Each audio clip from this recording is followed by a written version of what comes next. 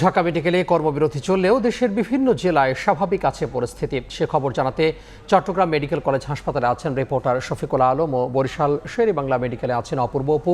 আমরা শুরুতে যাব শফিকের কাছে। শফিক, ঢাকা মেডিকেল কলেজ হাসপাতালে 3 চিকিৎসকের উপর হামলার প্রতিবাদে যে কর্মবিরতি চলছে সেটির প্রভাব কিন্তু চট্টগ্রামে এখনও পড়েনি। অর্থাৎ চট্টগ্রাম মেডিকেল কলেজ হাসপাতাল রয়েছে সেখানে কিন্তু পুরোদমে চিকিৎসা চলছে। আপনি হয়তো দেখতে পাচ্ছেন এখানে যে টিকিট কাউন্টার যে লাইন, দীর্ঘ লাইন, সেখানে কিন্তু রুগীরা কিন্তু দীর্ঘ লাইনে 10 এবং 15 টাকার টিকিট কিনে কিন্তু তারা চিকিৎসা সেবা নিচ্ছে। কিন্তু চট্টগ্রামের একদম কোনো প্রভাব পড়েনি এবং ইমার্জেন্সিতে অর্থাৎ জরুরি বিভাগে সব ধরনের সেবা কিন্তু এখানে চলছে। ডাক্তাররা বিভিন্ন কাউন্টারে বিভিন্ন রুমে বসে কিন্তু চিকিৎসা সেবা দিচ্ছে রোগীদের, আপনি হয়তো দেখতে পাচ্ছেন। এবং যে বিভাগগুলো রয়েছে সেই বিভাগেও কিন্তু উপরে যে বিভিন্ন যে বিভাগগুলো রয়েছে সেখানেও কিন্তু চিকিৎসা সেবা চলছে। তবে একটি কথা জানেন, এখানে আসলে কিছু ভোগান্তির কথা কিন্তু উল্লেখ করছে, ধীরগতির কথা উল্লেখ করছেন, কিন্তু যে কর্মবিরতি সেটি কিন্তু এখানে চলছে না। এখন পুরোদমে কিন্তু তারা চিকিৎসা সেবা নিয়ে যাচ্ছেন রোগীরা, এবং যারা এখানে এসেছেন তারাও বলছেন যে তারা যে সেবাগুলো নিতে চাচ্ছেন সেগুলো কিন্তু এখানে চিকিৎসকরা কিন্তু আছে, বিভিন্ন কাউন্টারে বসে আছেন এবং তারা চিকিৎসা সেবা দিচ্ছে। আপনি হয়তো দেখতে পাচ্ছেন যে ইমার্জেন্সিতে এখানেও কিন্তু চিকিৎসকরা কিন্তু তাদের সেবা কিন্তু দিয়ে যাচ্ছেন, এবং উপরে যে ওয়ার্ডগুলো রয়েছে সেখানেও কিন্তু কোনো ধরনের চিকিৎসা সেবা ব্যাহত হচ্ছে না এবং সব ধরনের চিকিৎসা সেবা তারা দিয়ে যাচ্ছে। এবং এখানকার যে সাধারণ মানুষ তারাও কিন্তু আসলে এই যে ঢাকা কর্মবিরতি হলে চট্টগ্রামে যে সেবা দিয়ে যাচ্ছে সেটির জন্য তারা সাধুবাদ জানাচ্ছেন। যদিও তাদের কিছু অভিযোগ অভিযোগ করছেন যা সেটা ধীরগতি সেবা সেবার ক্ষেত্রে ধীরগতি হচ্ছে, সেটি নানা অভিযোগ করছেন। তো এই ছিল আমার কাছে চট্টগ্রাম মেডিকেল থেকে সর্বশেষ তথ্য। এখন চলে যাচ্ছি অপুর কাছে।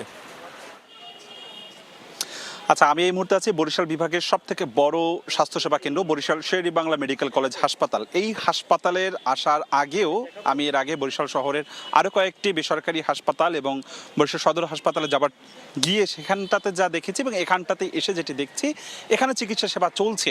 এখানকার জরুরি বিভাগ সহ ভিতরের যে অন্যান্য যে বিভাগগুলো রয়েছে প্রত্যেকটি জায়গায় এখন পর্যন্ত চিকিৎসা সেবা চলছে। এবং কিছুক্ষণ আগেও বরিশাল শের-ই-বাংলা মেডিকেল কলেজ হাসপাতালের পরিচালক ডাক্তার সাইফুল ইসলামের সাথে আমার কথা হয়েছে। তিনি জানিয়েছেন যে তারা এখন পর্যন্ত, এখন বাজে দুপুর 1:15, এখন পর্যন্ত আসলে তারা তাদের চিকিৎসা কার্যক্রম চালিয়ে যাচ্ছে এবং ইন্টার্ন যারা চিকিৎসকরা এখানে রয়েছেন তারাও বলছেন যে তারা তাদের জায়গা থেকে এখানে চিকিৎসা সেবাটা অব্যাহত রেখেছেন। তারা অনানুষ্ঠানিকভাবে কিছু কথা বলেছেন, আনুষ্ঠানিকভাবে কথা বলেননি।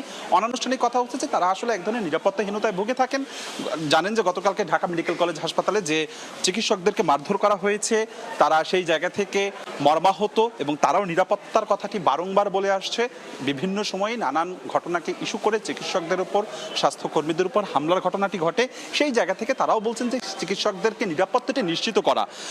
তবে যেটি হচ্ছে যে তারা বলছেন যে তারা কোনোভাবেই তারা কষ্ট দিতে চান না, তারা রোগীদেরকে সেবা দিতে চান, রোগীরা যাতে কোনো ধরনের কোনো কষ্ট পায় সেটি তারা করতে চান না। কিন্তু কখনো কখনো তারা বাধ্য হয়ে তাদের নিরাপত্তাটা নিশ্চিত করবার জন্যই তারা ধর্মঘট, কর্মবিরতির মতন জায়গাগুলোতে যায়। তবে এখন পর্যন্ত বরিশাল শের-ই-বাংলা মেডিকেল কলেজ হাসপাতাল কিংবা অন্যান্য যে বেসরকারি বেশ কয়েকটি হাসপাতাল, রাতহানোয়ার হাসপাতাল সহ কয়েকটি হাসপাতালে চিকিৎসা সেবা বন্ধ নেই। এখানকার যারা ইন্টার্ন চিকিৎসকরা রয়েছে দুপুর 1:15 পর্যন্ত আসলে এখন পর্যন্ত কোনো বরিশাল মেডিকেলে চিকিৎসা সেবা কিন্তু অব্যাহত রয়েছে। তো বরিশাল থেকে আমার কাছে এখান থেকে সবশেষ আপাতত এতটুকুই খবর ছিল।